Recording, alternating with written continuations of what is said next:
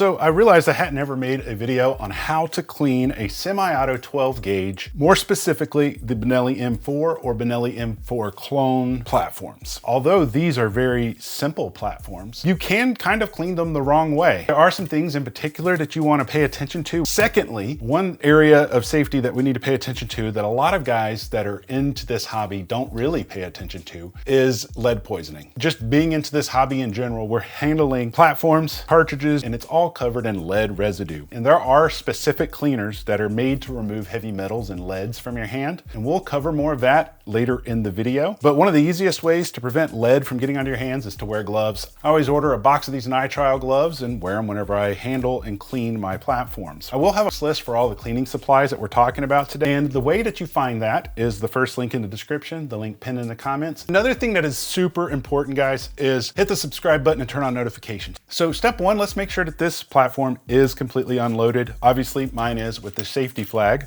but how do you check that? Well, the first thing you want to do is push up on this button right here, pull your bolt back, inspect the chamber right there, and then flip it over, and you want to see if you see your follower. If you don't see your follower, you need to unload it to disassemble it for maintenance. And there are a couple of different ways to do this depending on what your Benelli M4 or clone has on it.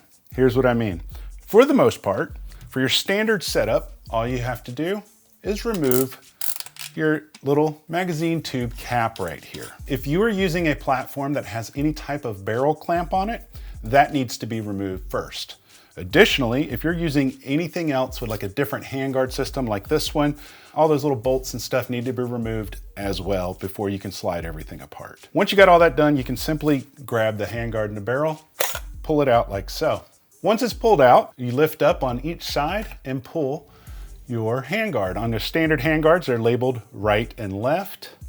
And then we're gonna pull this one off right here. Once that's done, we can take this completely apart. I'm not gonna take this all apart right now. What I like to do when I clean these is I take a piece apart, I clean it, then I move to the next section, take a piece apart and clean it. And then I lube it all up and put it back together. If you have the type that has any type of barrel choke systems in there, you need to remove that first. The reason we want to remove that is we want to make sure that it's not seizing up on us. So we simply take this out, we're going to wipe it off, and then I'm going to put a little bit of lube. This is some of my favorite lube that I use on all of my platforms.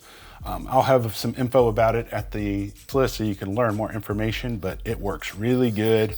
And I get these little bottles, but then I also get these really big bottles to refill them. So we're just going to put a little lube on there. We don't really need to clean the outside of this choke, but we do want to ensure that it's not going to seize up in the barrel in the future, because when you're running a lot of rounds through it, you get a lot of heat. So then we're going to reinstall the choke, and then we can move on to cleaning our barrel. And the reason that we want to clean the barrel with the choke already installed is whenever we're removing any carbon or dirt or buildup from the barrel, we don't want that carbon buildup to get into the threads of where the choke goes, because then when you go to put your choke back in, it can get some grinding and you might cause some misthreading. Now, there are two methods to cleaning the barrel that I like to use. There's the easy method, and then there's the more thorough method. So first I'm going to show you the easy method. So these are called ripcords. I've been using these for years. You can get them as either like individual calibers, or you can just get a big old set like this that has all the calibers. One way that we do this is we're going to take a little cleaner. I'm using a CLP. We're just going to put that on there around these little nubbins. And then you can simply go in from the chamber side, push that in, push it all the way through until it comes out the other side. And then you just pull it. All right, so that's one way you can do that. You can simply run that through there a few times. Now, although doing it that way is my actual preferred way to clean all of my platforms, regardless if it's a 12 gauge or a 9 mil or anything else, it isn't the most effective way. And the reason that is although we're cleaning it and you run that through multiple times, you actually can't tell when the barrel's actually completely clean because you can't see it. And that's where this little kit comes into play. They didn't sponsor this video. This is just stuff that I actually use, but this is the Otis cleaning kit. This is specifically for shotguns. And although this is a tiny little package, there is a ton of stuff in here. You get your CLP, you get wire brushes, you get these little tips, which I'll explain more in a minute. And then on the back side, we have a chamber flag If you don't already have one, we have a handle that we're gonna need, and then we have some patches. And the way that we're gonna do this, we're gonna take this little cable out right here. We're gonna unwind it. Some people will argue the order in which you do this. I say do it however you want. There's this little 12 gauge / 10 gauge brush right here. We're gonna thread this guy onto our cable here, just like so. All right, see that? Cool. Now, one thing I do like to do before I get started is I like to soak the inside of the barrel with a solvent. You can use any solvent you want. You can use a CLP. I'm just gonna use some of this stuff because it works faster and it makes the video go faster. Then we could take this end here, simply run it through from the breech all the way to the muzzle. And if you have a hard time pulling this, they have this little handle right here, and it essentially just clamps on like that. And that gives you more leverage when you're trying to pull this, but you pull it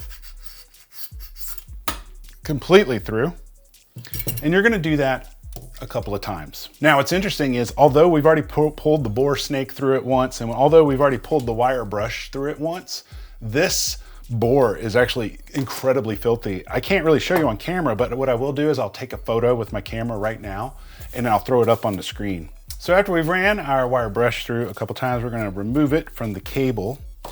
We're then gonna go back into here.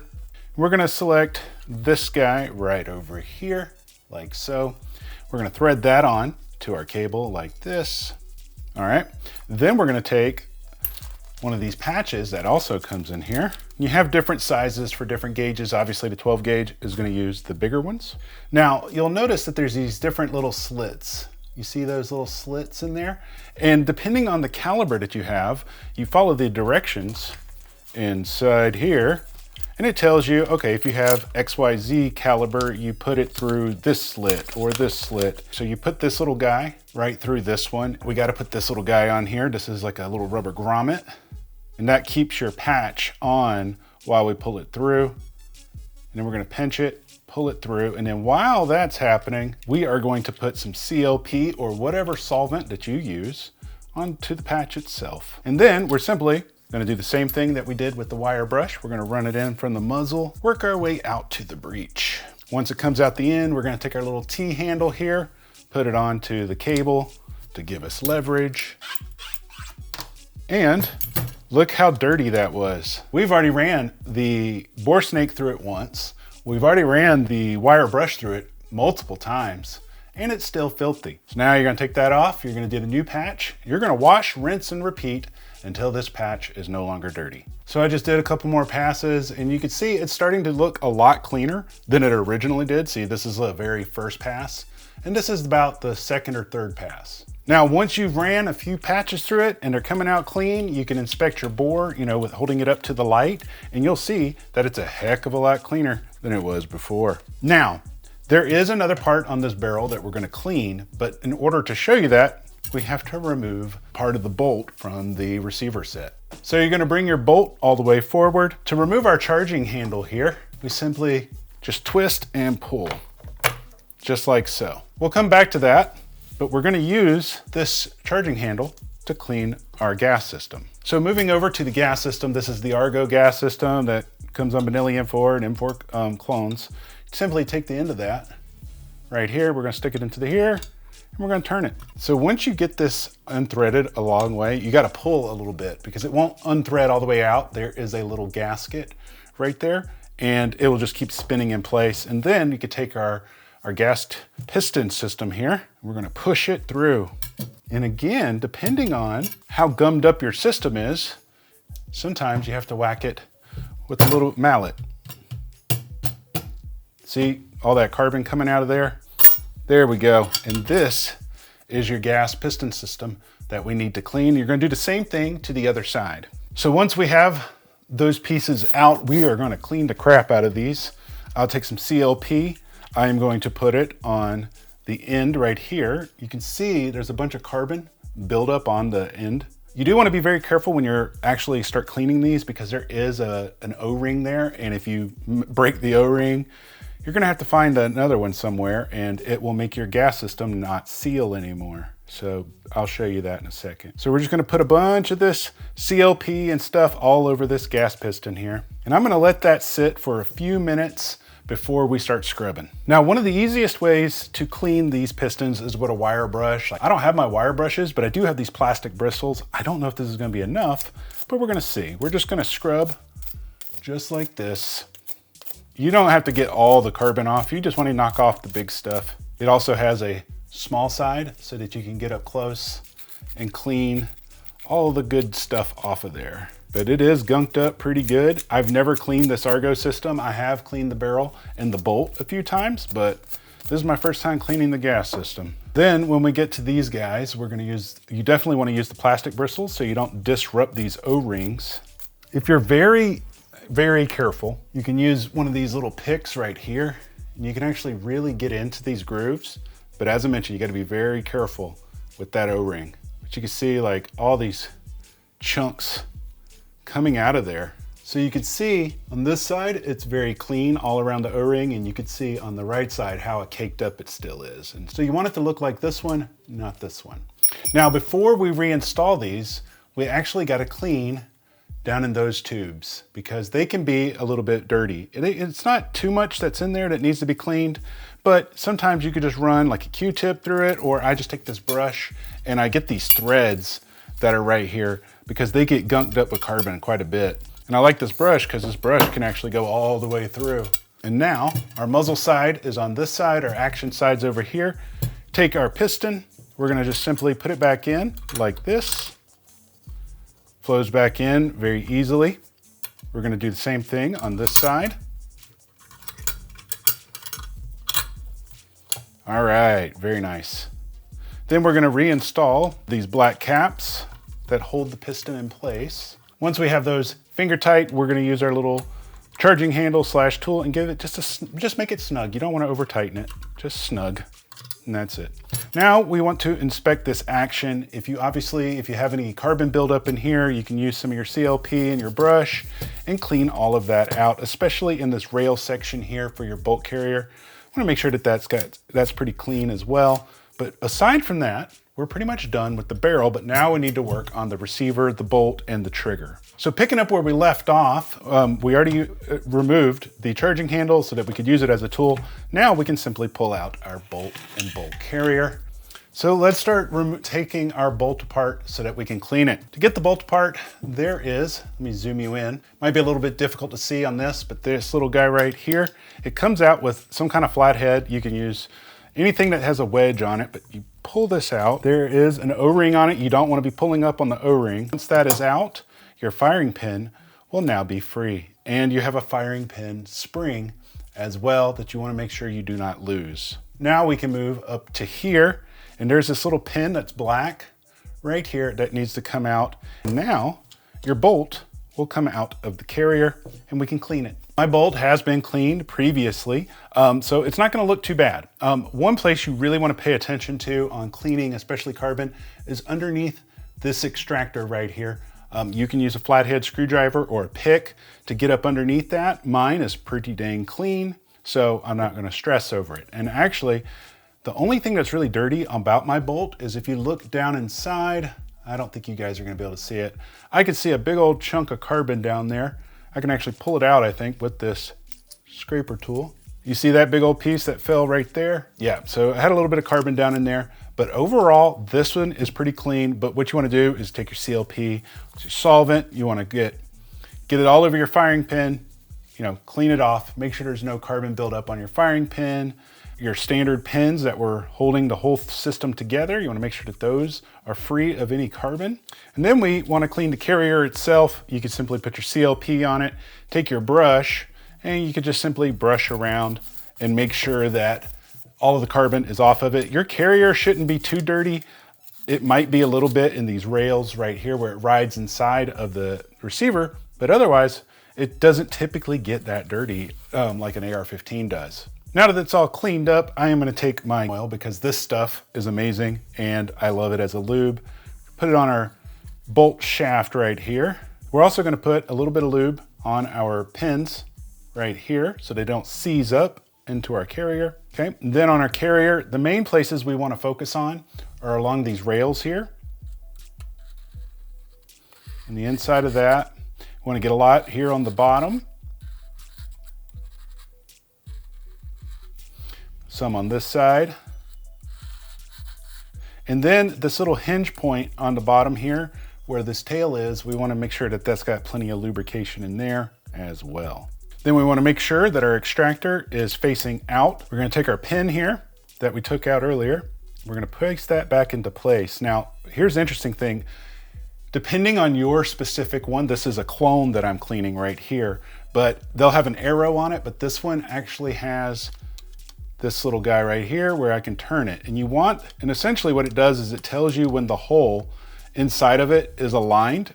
That way we can reinstall our firing pin. So we're going to take our firing pin spring, put that back together. We're going to push that into the back right here. And while we're holding pressure on that, we can reinstall this pin that we took out a little bit earlier. So now if we want to do a deep clean, we need to remove our trigger group. What we're going to do is we're going to take our charging handle, or you can use a punch of your choice, and we're simply going to just drive out that little pin right there. And what that'll do is it makes it protrude on this side right here. Pin, so you don't got to worry about that coming out. While your platform is upside down, we're going to pull up, and you're going to just start pulling on this trigger guard here. And you're going to try to pull it out. It can be kind of stubborn at times, especially if you haven't done this before. I don't think I've taken the trigger group out of this platform before, so it's going to be a little bit, but there you go. You see, I simply just pull it out. There we go. Now we can inspect this and clean it if we need to. So there's our fire control mechanism. You hold your thumb over the hammer right here and depress that and then let it up slowly. And now we can add lube and clean it. This one actually isn't too dirty, so we're just gonna really lube it up good. We're gonna add a little bit of lube up here where your hammer kind of actuates and spins. So wherever that little pivot point is, we're gonna put a little lube there. Put a little lube, back here on basically the things that move a lot and get a lot of actuations. You don't really need a lot on here, honestly. Then you can simply pull this back, lock it, and then if you want it to stay there, you can just put the safety on. Now for our upper receiver, you'll notice that it is kind of dirty. It's not the cleanest in the world, but you can simply use a microfiber towel or a patch or whatever, and just make sure there's not a whole lot of crap in there. You especially want to get down into that rail section. You can see it looks like a white line. That's the rail. You want to make sure that that's pretty clean because you can see it a little bit better down in there, just to make sure that there's not a ton of gunk in there, so that way the bolt carrier can flow freely. Now to put it all back together, we're simply going to take our trigger group with the hammer in the cocked position on the safe. Then we're going to push it and then depress it down like so. Now once it's in here, if your hole's not aligning for your pin, you got to push this back. Sometimes you could tap it like that. Once that's aligned, you can get your pin pushed back in. I also like to go ahead and put more lube into those rails on both sides, right here in the front as well, where you guys can see that. I just like to have everything flowing smoothly. Now, because our hammer is down, it's going to be a little bit easier to reinstall it. So we've already taken our bolt, we've already lubed it up really good. We're simply going to slide that in. We're going to take our charging handle, we're going to put it back into that hole, just like that. Now we're going to lock this back. Sometimes you won't be able to pull this back, and if you can't pull it back, you just push right here, and you should be able to get it to pull back. Lock that open. Now we can take our barrel assembly. We're going to slide that back on here. And before we slide it too far, we're going to take our handguard. This one, it says left. So what we'll do is we'll take these little ends right here, and you got to push them up into here. And then we'll do the same thing to the other side. Sometimes one side is a little more difficult than the other for some reason. I'm not really sure why.